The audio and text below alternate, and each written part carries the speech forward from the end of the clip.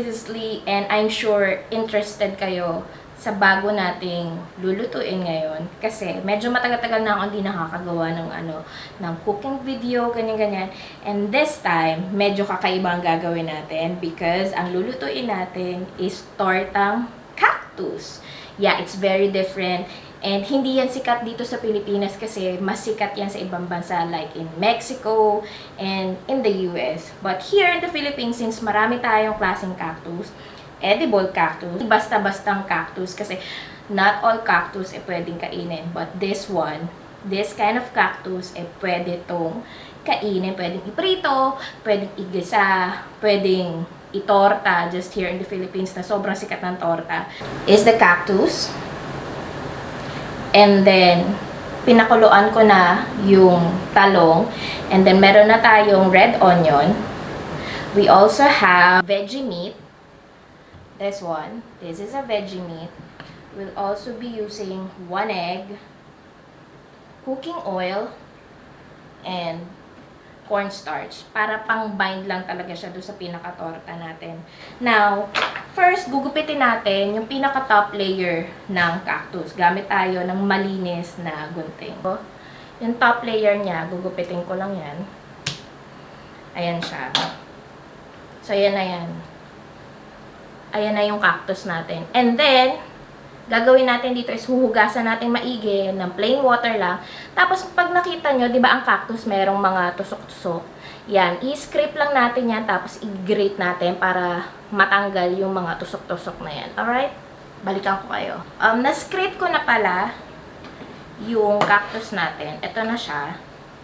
Medyo slime siya. So, isipin nyo kung kumakain kayo ng okra, ganun ang texture niya. And then, may pagkamukha siyang aloe vera, yung medyo slime-slime niya. Yan. So, ganyan siya. Lapit ko sa camera. So, ganyan siya. So, somehow it looks like ang texture niya is aloe vera na okra. So, ganyan siya. Now, since na-scrape ko na siya, gawin natin is i-chop ko lang siya. And then, magpainit na tayo ng pan.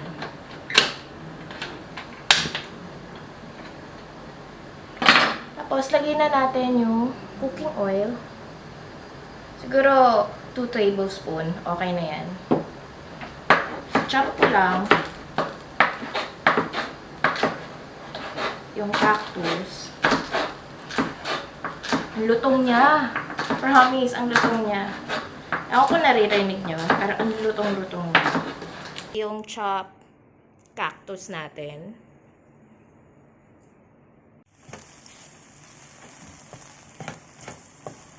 Yan, so, kung nakikita nyo, medyo slimy talaga siya.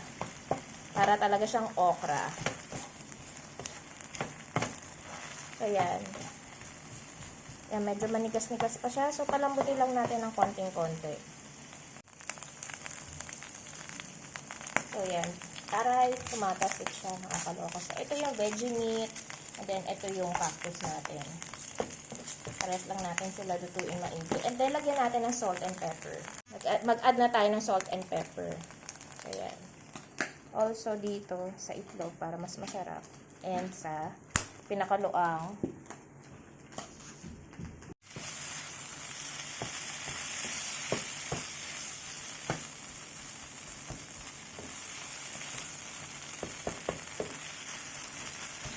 And then, kapag lutong-luto na to, lalagyan na natin yung egg. And then, we'll do the plating.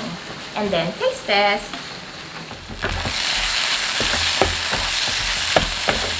Ayan, medyo malambot na talaga lahat ng mga veggies natin. And mukhang lutong-luto na. And then, now, we will mix this egg and cornstarch mixture.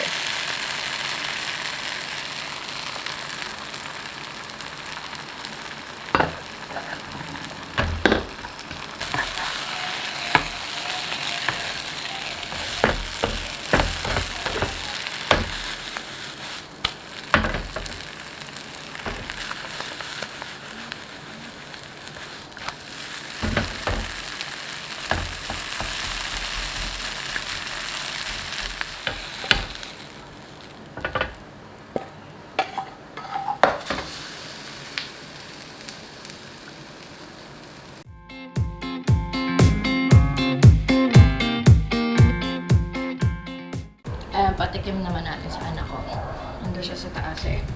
Try!